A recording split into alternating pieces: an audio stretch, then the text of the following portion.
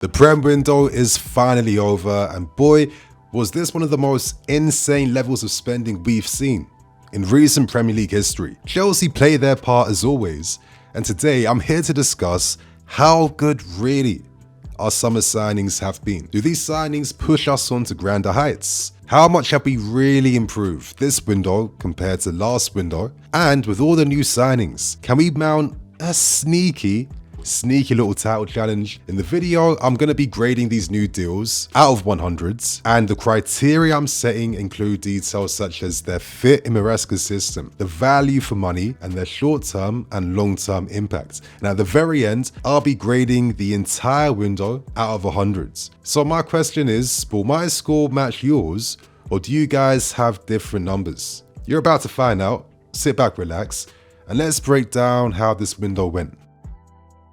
But now the window is closed, let's focus our attentions on our new recruits who are tasked with delivering the goods this season. And to start off with things we discussed, the biggest signing of this window, he is the perfect fit. And he's one of the rare recruits who actually elevates what came before. He elevates Maresca's system. He was signed to provide quality all across the zones on the field. And he showcases abilities to play deeper, playing in 10 positions. He showcased abilities to drift wide on the left side or the right side. He shows how he can combine with other players in the team, also improving and elevating his teammates around him. But most importantly, he has showcased that he can put the ball in the back of the net. And that was the key thing that hurt us and stopped us from getting as many points as possible from last season.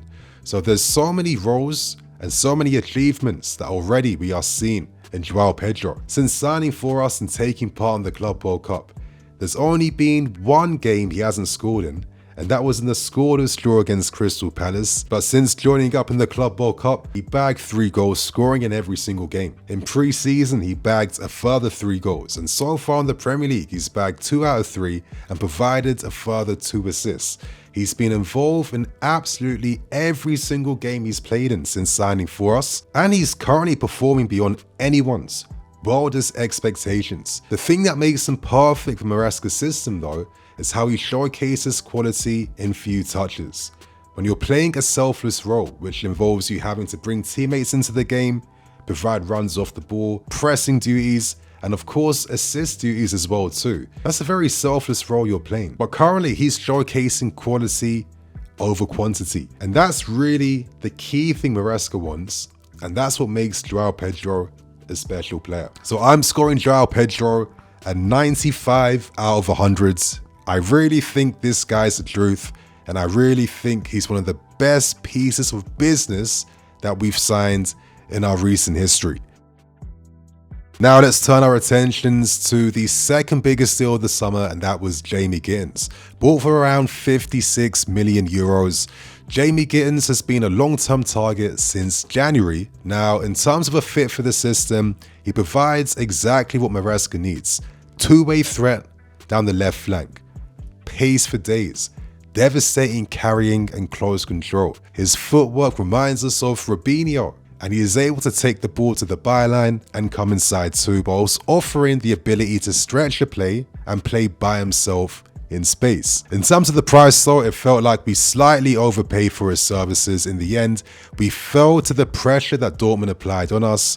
The original offer of around 35 million, of course, was maybe a bit too low, so I think we were forced to overpay for him, which is going to reduce his overall score in my opinion. But in terms of potential, he has the potential to be a leading winger. It helps that he kind of understands what's expected from him in Maresca's system, as he came from Man City's academy. It helps that he's already familiar with most of his teammates in the squad already. In terms of being a tactical fit, he is that guy. A right-footed left winger who can shoot with his stronger foot inverting, that's exactly what was missing last season. Sancho wouldn't come in the books enough and didn't have the pace at times to offer a different threat out wide. But in terms of short-term impact, he'll have a real battle getting that left-hand spot off Garnacho and even Pedro Neto. It won't be easy for him. At the moment, you're seeing that maybe he needs a bit more time acclimatizing and getting used to things, and not being able to take part in the Club World Cup took away valuable time from settling in. At the moment, He hasn't had enough time to necessarily showcase what he can bring outside of a few flashes of promise. Long term, I think he has top class potential, but in the meantime, I'm getting a bit of Mudryk vibes in terms of adaptation time. You feel like he could offer more of a super sub purpose to the team. The season's only started, and we all know there's a lot more to see from Jamie Gittens. So in terms of my overall rating, I'm giving Gittens 74 out of 100. Alejandro Garnacho was the third biggest deal of the summer and the final piece of business near the end of the window. In terms of a fit, he is another strong tactical fit. Maresca now has two wingers who offer key fundamentals whilst bringing their own types of unique abilities to the team. And that's going to help a manager like Maresca, who might turn towards different skill sets and profiles depending on the opposition that we're playing against. In terms of Garnacho's profile and what he offers, this is a high volume player who showcases that he knows how to move off the ball. He knows what moves needs. He knows how to get on the end of actions too. He has devastating IQ in transitional moments. He's a willing shooter, a very willing shooter, and he's signed with Prem experience. He's signed with over 100 career games to his name. He has over 40 goal and assist contributions already by the age of 21 years old. He can play touchline and he can invert and run towards goal. And you'd imagine more immediate impact from him considering his experience already in the Premier League. The only concerns that come with him though is that for his high volume confident actions, there is still a lot of inefficiency in his game. He is still quite raw in many of his final third actions, and you see that with maybe misscuffed shots, or maybe taking shots outside the box when the pass was better, or maybe not scoring the key chance that comes his way when he finds himself in the right position. That's been the thing with Garnacho in recent years, but it's typical, right? Because he's young. And I guess the thing you look towards him is the fact that he finds himself in these moments, and with more refinement to his game and with more care, there is something in him that could push him on to a very high level. And I'm scoring Garnacho as 77 out of 100. But my only slight concern would be in games where we are against rested defenses parking the bus, we're going to find out if his off the ball movements really opens up new possibilities for Maresca's team. Moving on to the only defensive first team player bought this window, and that is Jorel Hater. He was the second target to Housen in terms of key wonderkid defenders the club were going to buy, that they were actually desperate for. And it was a long winding battle to sign him for a very good fee. That will affect my score. We bought him for below his market value, and credit goes to the club for getting him at a great price. Jorel Hater, 19, provides leadership. He's been a captain at Ajax. He has over 111 appearances at 19 years old.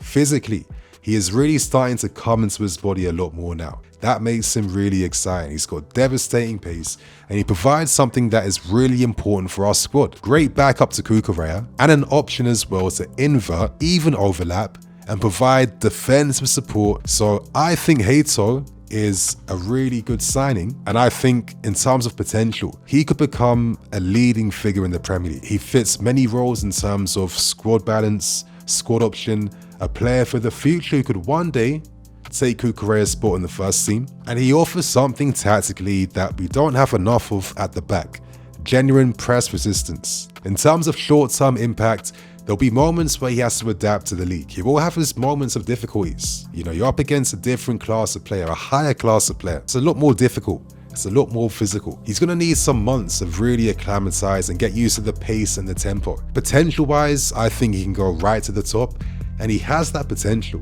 to one day take Cucurella's spot in the first team. So his potential and his price, they're what's going to affect my scoring of him. And I'm going to give Jorel Hater signing an 84 out of 100. The first signing of this window went to Liam Delap. Delap was bought as the club exercised his release clause. He was a long-term target, and we beat out much competition from United, Newcastle, and many others to his name. So he was a big coup in that aspect. In terms of fit, he already understands exactly what Maresca expects from him. Maresca helps him become a guy that scored over 20 goals in the PL2. Delap can hold the line, he can run the lines, he can run the channels, hold a man up, he can pin defenders, he can bring teammates into the game, and he has top class shooting mechanics from inside the box or outside the box. His price in this market makes him a really good buy. That will definitely affect my score. In terms of short-term impact, sadly, he's out with a hamstring injury. And it's a shame because we'll miss out on some of the team play aspects that we saw tiny glimpses of in the Club World Cup, as well as against West Ham too. Still, he does have raw aspects. He isn't as clinical as a João Pedro and needs a few more shots. He'll miss those types of key moments that come his way. In terms of competition though, he was a great recruit to add to the squads, but a part of me also feels like there were other interesting strikers on the market that if we could have signed would have maybe elevated the team even more. And I can't help but think about what an Ekitike and João Pedro could have looked like together. Delap was still a good buy in this market considering his price, so for that reason I'm scoring Delap as 79 out of 100. And moving on to Estevão Willian. We saw glimpses of his talents against us in the Club World Cup since being introduced in pre-season friendlies. That excitement has translated into his league form. He was exceptional against West Ham. He's always affecting the game for us in our favour. He did the same thing too in our 2-0 win against Fulham. There's great excitement here. I think in terms of the price and packaging, the structure of that deal, 29 million up front with easily achievable add-ons over a few years, which means that his total value could be around 55 million. And considering that players such as Gittens was only a few million under that, when you're signing Estevão William for that price, that's one of the bargains of the window of all time in my opinion. My score will be heavily affected by his long-term potential, because for me, this is a Ballon d'Or potential type of player. When you are a dead cert to have Ballon d'Or potential, in my opinion, that goes to like a handful of players. Estevão is part of that caliber. Long term, I'm expecting game-changing things from him, and I think he'll deliver that because he is destined for that, and he has the qualities right now. Short term, you're seeing someone that's already affecting the game in our favor. You're seeing how teams are putting 2 to 3 on him at times just to deal with him. You're seeing how seamlessly he's adjusted to the physicality of the league, how quickly he thinks with his Chelsea teammates. He's getting close to scoring his first goals.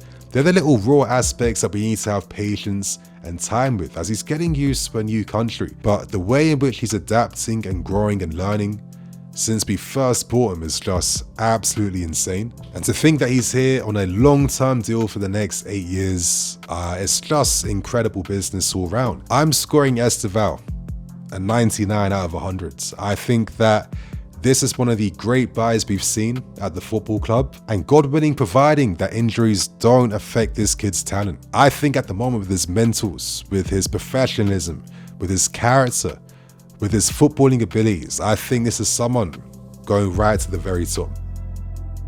Dario Asugo was bought from Sporting Lisbon in a double deal with Kenda, and for his price at around 17-18 million pounds, he provides great depth in the defensive mid positions.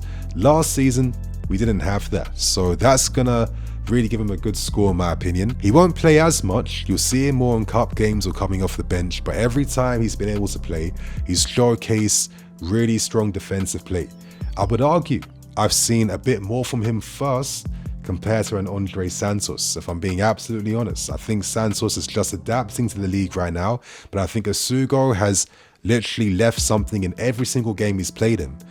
And I don't think it'll be surprising that after the international break, we'll be seeing a lot more of him.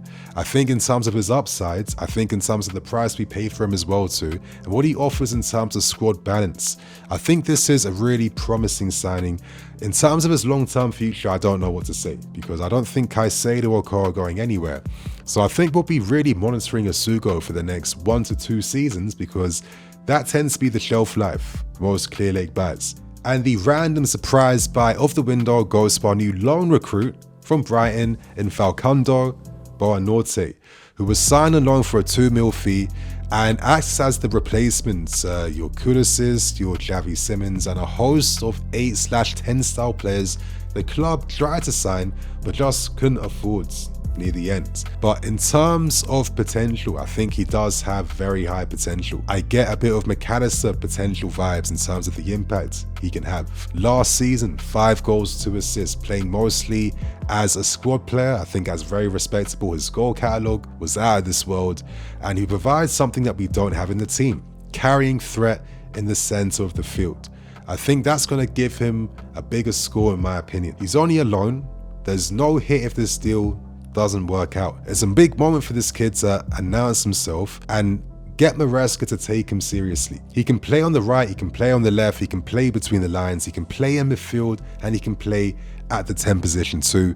And in terms of his skill set, with his carrying, his close control, his press resistance, the adventurous forward play that you see from him, his ability to play the passes in behind as well, and even his willingness to shoot, I think he's a very interesting type of player. In terms of short-term impact, I don't know how much game time he'll get this season. I think he's someone where if injuries happen in front of him, that will open up the pathway for him to get more minutes, but I can't see him getting as much as we haven't bought him and we don't own him. Players such as Paez and Kendo on the horizon as well too. Who knows how long the shelf life will be for Buonanotte. For that reason, I'm going to be scoring this deal a 69 out of 100s. In terms of potential, he would be probably in the late 70s, early 80s, but in terms of the impact I'm expecting from him, I'm not really seeing it at the moment. So that's my individual player scores, but to give my score for the entire window, my score is a 78 out of 100s.